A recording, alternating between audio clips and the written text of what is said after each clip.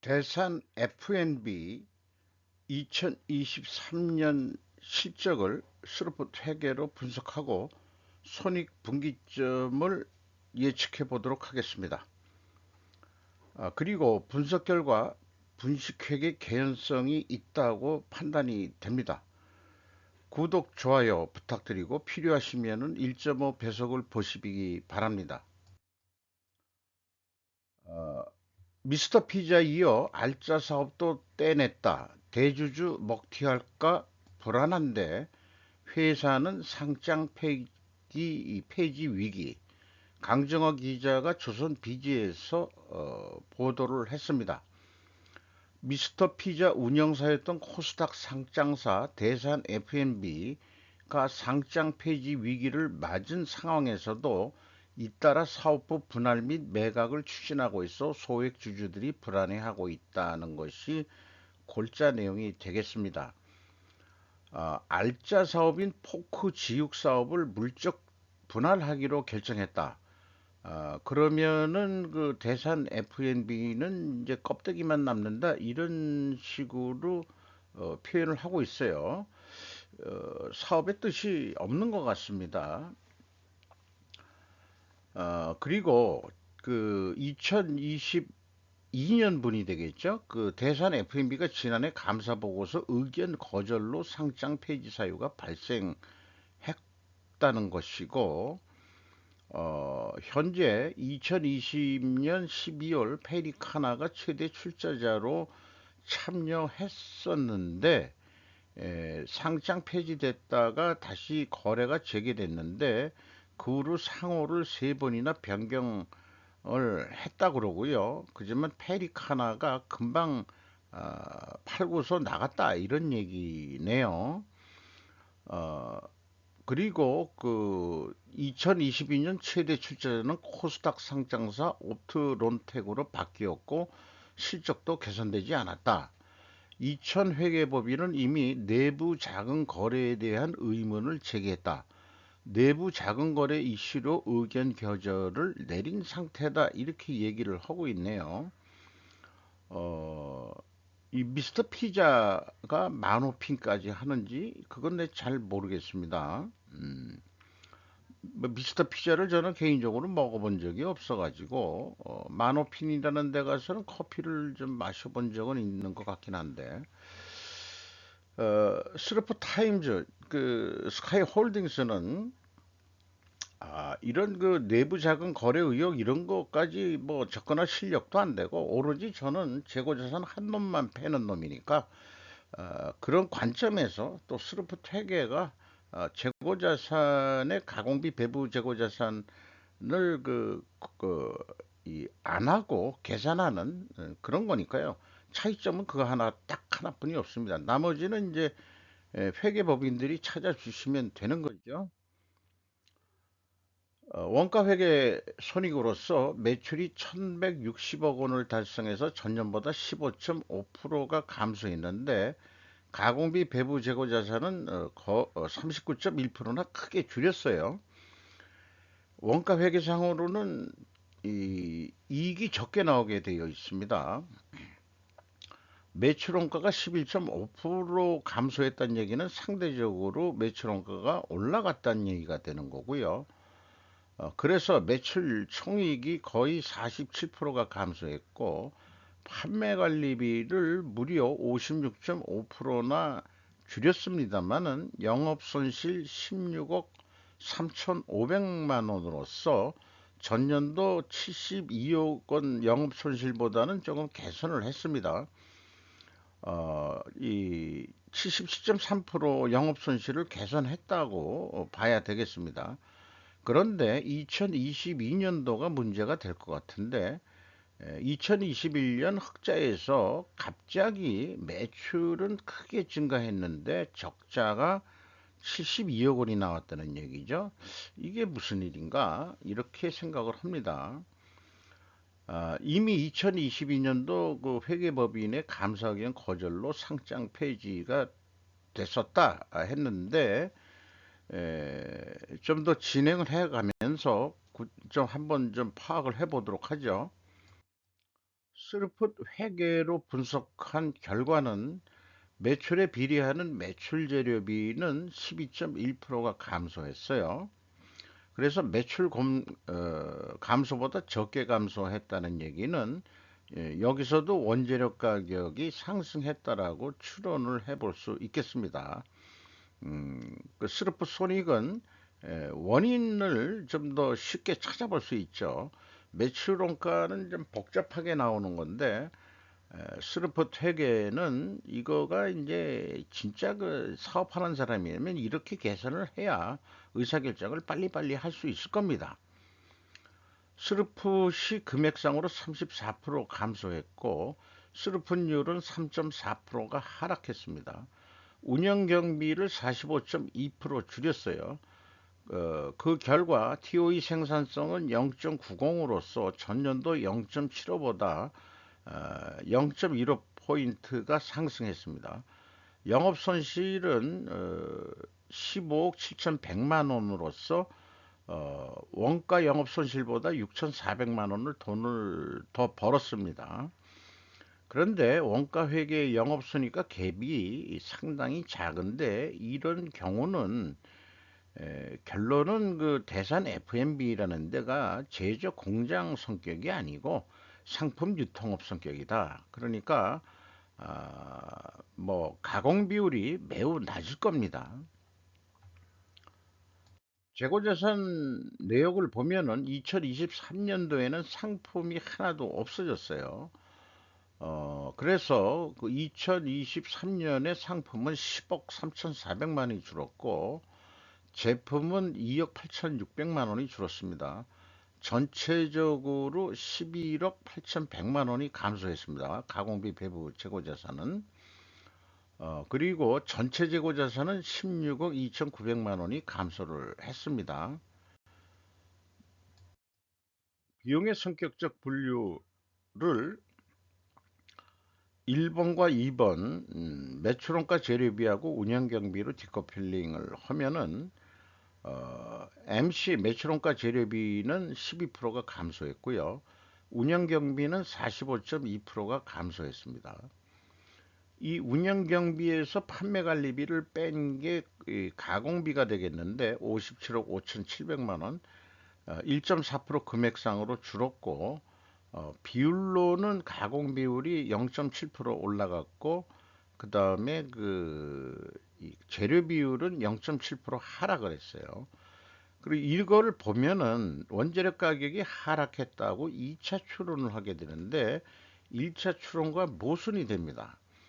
그동안에 다른 쪽에서 그 의사결정, 그러니까 이 분석 판단을 했지만 이 모순은 해소될 수 있을 거라는 기대를 했지만 이제는 쭉 분석을 하면서 어, 그 손익계산서하고 비성분에서의 그 원재료 비율이 이렇게 모순이 되면은 아예 처음부터 분식회계 개연성 가정을 바로 세워야겠다. 음, 반증은 회사의 몫이니까요. 그렇게 생각을 합니다. 그래서 이 재고자산 매출원가 회계 투명성 검증 1단계로서 가공비 배부 재고자산의 그 변동 범위를 비교하는 건데 1차가 WCAI는 이 스르프에서 표준으로 가지고 있는 거죠. 11억 8,100만 원이 줄었는데 그러면 비성분 쪽에서는 플러스로 표현이 돼야 됩니다. 11억 8,100만 원으로. 그런데 마이너스 거꾸로 이 표현됐다는 얘기는 이거는 증가가 됐다는 뜻이거든요. 요거 하나만 보더라도 분식회계 의구심이 납니다. 그래서 회사는 재고자산 변동 범위가 전체라고 해서 BWCI의 증감액을 가감해줘도 오히려 갭은 더 커지는데 그런데 2022년도가 감사흑엔 거절이라고 그랬는데 재고자산 쪽으로는 맞아떨어져요. 그리고 2021년도에는 또 28억 원의 갭이 있습니다. 어, 그래서 이 2022년도 감사 의견이 의견 거절이라 그랬는데 재고자산 쪽이 아니고 뭐 대여금 쪽이라는 얘기겠죠. 그런데 이 2023년과 2021년도의 갭은 도저히 그 내용이 무엇인지 도저히 찾을 수가 없습니다. 차이만 밝혀내는 것만 하더라도 분석자 입장에서는 충분히 한 거라고 생각하고 해명은 당사자들이 해야 되겠죠. 때문에 2021년도에도 매출원가를 이미 조작했다고 해석할 수밖에 없고 2023년도 그렇다고 볼 수밖에 없겠습니다. PQ 총 제조 비용의 갭은 1단계의 갭과 동일한 금액이 되겠습니다. 이 2022년도 그 7,200만 원은 BWCA로 확인이 됐습니다만 나머지 금액은 확인이 안 되는 거죠. 현금 흐름표 기준으로는 2023년도에 미스터 피자 분할 재고로 해서 맞아 떨어집니다. 2022년도도 맑고요. 그런데 2021년도에 또 16억 원의 차이가 있습니다. 이걸 현금식으로 읽어보면 현금이 1억 6,100만 원 들어왔으면 재고가 1억 6,100만 원 감소해야 되는데 거꾸로 14억 원이 증가했어요. 이게 뭐 흡사병 했다든가 그런 얘기도 없고 갭이 15억 7,500만 원인데 재고자산 평가 손실이 5천만 원이라서 그거를 합해져 버리면은 오히려 갭이 16억 2,500만 원으로 늘어납니다.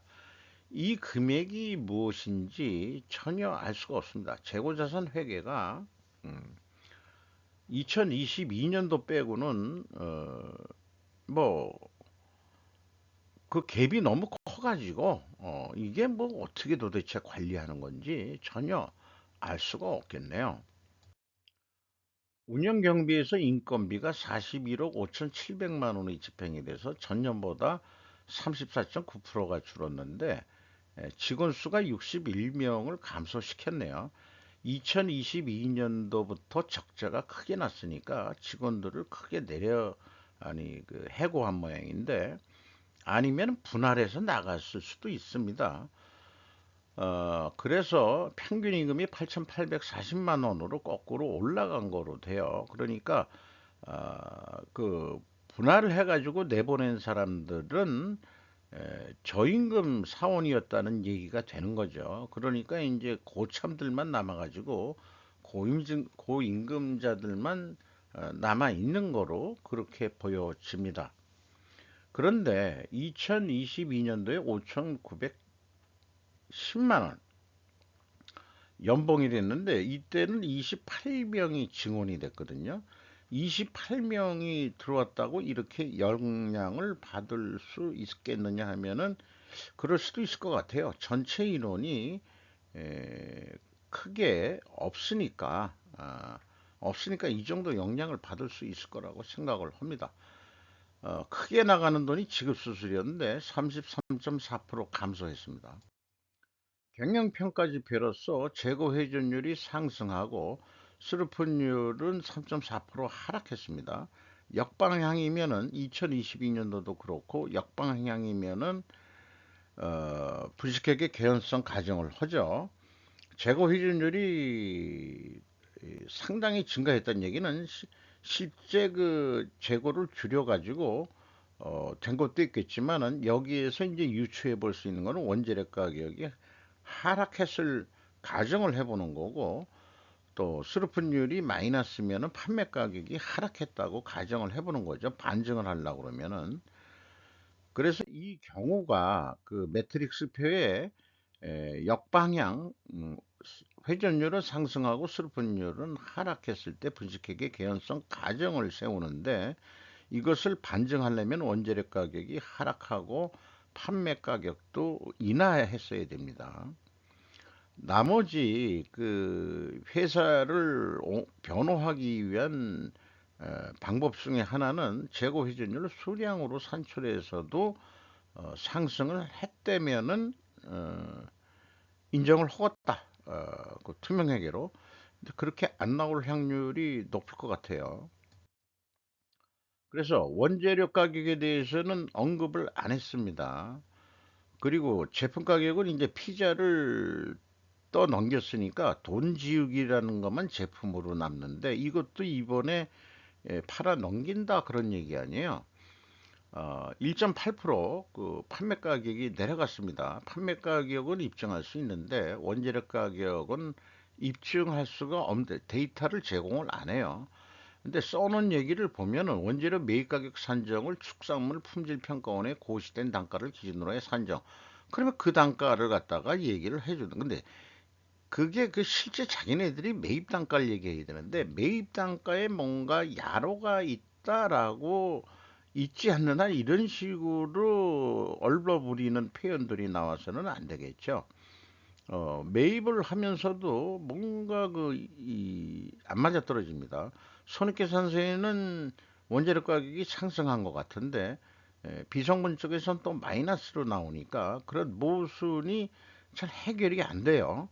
음, 어쨌든 실적 베이스로 해서 적자인데 이것을 손익분기점으로 원가회계 개념으로 예측을 해보면은 한 1,300억 수준이 이제 손익분기점 수준이다. 이렇게 이제 예상을 할 수 있고, 이 경우 매출 원가를 산출하는 과정은 생산 재료비를 11%더 증가시키고 가공비 동결시키고 이런 상태고 재고도 동결을 한다. 증감에 안 늘린다. 이런 전제 조건을 한번 달아봤습니다. 그래서 그걸 실행했을 때 그것이 어떤 판매 단가라고 비유를 한다면은 13만 원에 판매를 하면은 이제 720원 정도 그 적자가 나는데 3.5%로 가격을 좀 인상시켜야 되지 않겠냐. 그러면은 그냥 9원 정도 남는 거로 이렇게 됩니다. 음, 요렇게 한번 원가로 생각을 해볼 수 있겠고요. 1,300억 정도가 손익 분기점이라고 할 수 있겠죠. 스루포트 회계로 계산해 볼 때는 1289억 원, 이 1300만 원은 안 돼요. 약간 작게 나옵니다.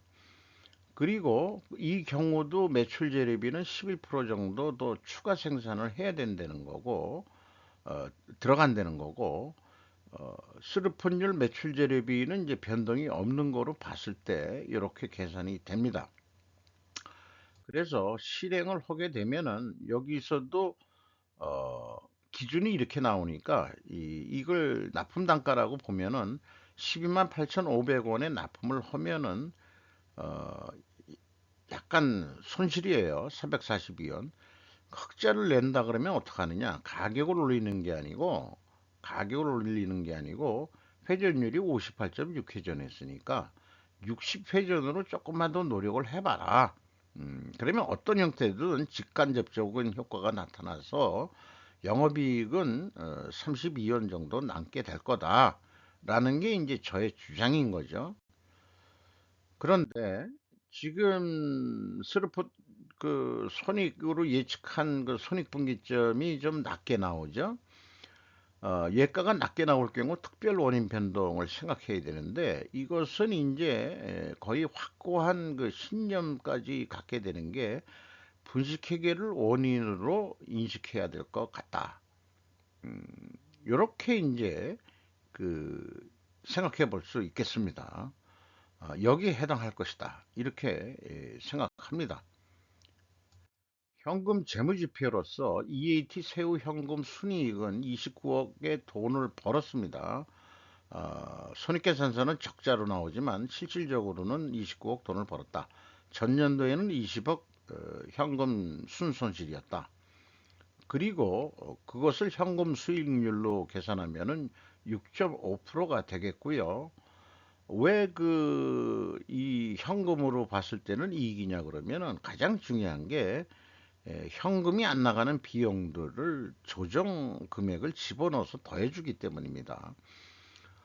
감가상각비 같은 게 이제 대표적인 거죠. 돈은 안 나가더라도 비용 처리를 하는 거니까. 그런 걸 이제 무시하고 다시 다 그 수입을 잡아가지고 계산을 하는 거죠. 그리고 EMS 그 전체 사업 활동을 통해서 흘러나간 돈이 48억 9,600만 원이라는 계산이 나오고 최종 42억 원의 현금을 잃었다라고 보면 되겠습니다. 현금이 42억 잃었다. 그런데 캐펙스를 보면은 그 비유동자산의 흐름을 보면은 81억 원이 플러스로 표현됐다는 거는 줄었다는 얘기거든요. 요 금액은 여기 비유동자산에 줄었다는 얘기가 됩니다. 81억이.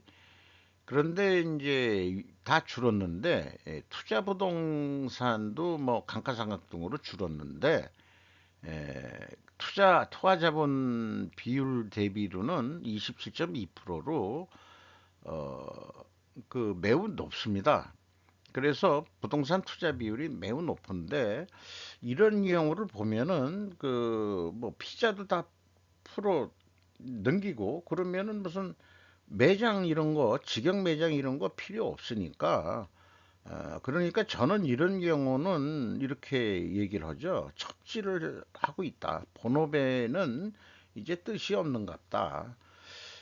피자라는 게 맛이 없든지 아니면 경쟁 업체가 많이 나고 또 영세 소상인들도 소매 점포 같은 데서 직접 또 그거를 하는 사람도 생기는 거고 또 그 경쟁 업체도 있고 그런 것 같습니다. 그러니까 이제 어떤 그 치열한 경쟁에서 그 미스터 피자가 이름은 들어봤는데 좀 별 볼 일 없어진 모양이에요.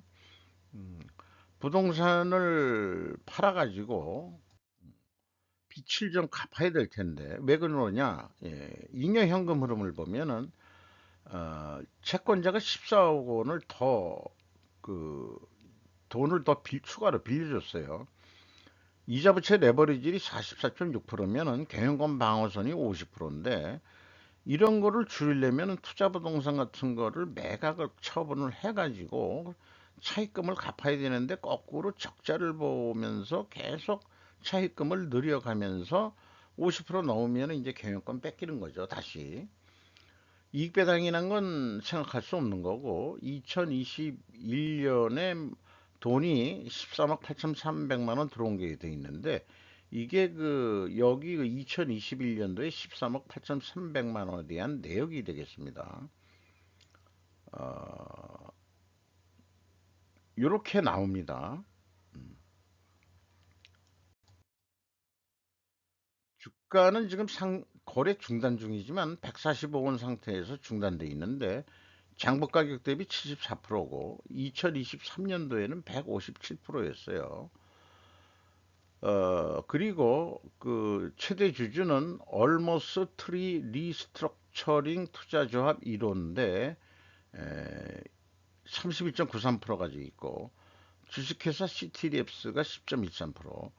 이런 투자 회사들이 최대 주주인 경우 과연 거기에서 일하는 사람들이 뭔가 어떤 그 주인의식이라든지 또는 그 이 사명감을 가지고 얼마나 그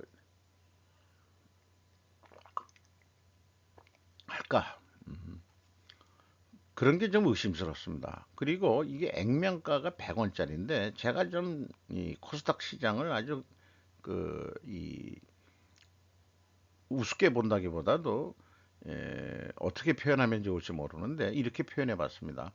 액면가 100원짜리 주식을 코스닥에 상장하는 한국거래소는 코올릭의 어린애들의 용돈 빼먹는 초등학교 앞에 있는 문방구 그 떡볶이 집 같은 수준의 코스닥 시장이 그런 시장을 만든 기분을 느끼게 합니다. 뭐 이러면 좀 곤란하지 않겠냐. 이게 인플레 시대 100원이 요즘에 길바닥에 떨어져도 안 죽는 건데 10원짜리는 아예 없어졌고 그렇게 그 인프레가 돼 있는 세상인데 최하 1,000원짜리 액면가 되는 회사를 상장시켜 줘야 되는 거 아닌가 이런 생각을 해봅니다. 이상 마치도록 하겠습니다.